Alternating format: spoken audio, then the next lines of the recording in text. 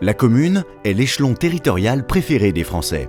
Que l'on habite un village, une ville, une campagne, une station balnéaire, une vallée, un quartier chic ou populaire, on habite une commune. Et surtout, on y vit. Pour qu'une commune soit vivante et accueillante, il faut qu'elle propose des services à ses habitants. Et pour financer ces services, comme les salles de sport, les écoles, l'entretien des routes, l'état civil par exemple, les communes bénéficient de ressources financières issues d'une part des impôts collectés auprès des habitants et d'autre part des dotations versées par l'État. Ces dotations ont progressé au fur et à mesure des missions que l'État confiait aux communes. Jusqu'à présent, l'équilibre entre ces transferts de responsabilités et leur financement par l'État était à peu près respecté. Depuis 2 ans, l'État impose de nouvelles charges, mais diminue parallèlement les moyens des communes. C'est le cas avec la réforme des rythmes scolaires de 2013 qui a engendré pour la plupart des communes des dépenses supplémentaires importantes avec la nécessité de recruter du personnel pour encadrer les temps d'activité périscolaire. Malheureusement, le subventionnement associé n'est pas à la hauteur des charges créées.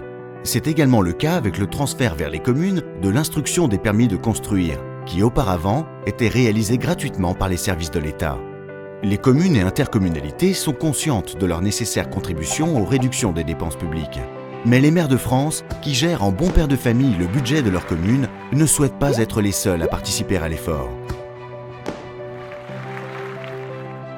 La baisse des dotations de l'État vers les collectivités locales, annoncée jusqu'en 2017, est difficile à assumer telle qu'envisagée pour la majorité des communes de France. Faut-il en arriver à des situations extrêmes en réduisant le nombre de piscines, de centres de loisirs, d'écoles, de restaurants scolaires?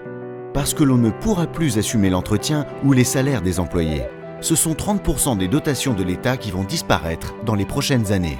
Si l'État ne revoit pas son projet, en échelonnant à plus long terme la réduction de ces dotations et en trouvant des solutions, les communes n'auront pas d'autre choix que d'augmenter considérablement leurs taux d'impôts locaux ou diminuer fortement leurs services. C'est impossible. L'Association des maires dénonce cet état de fait.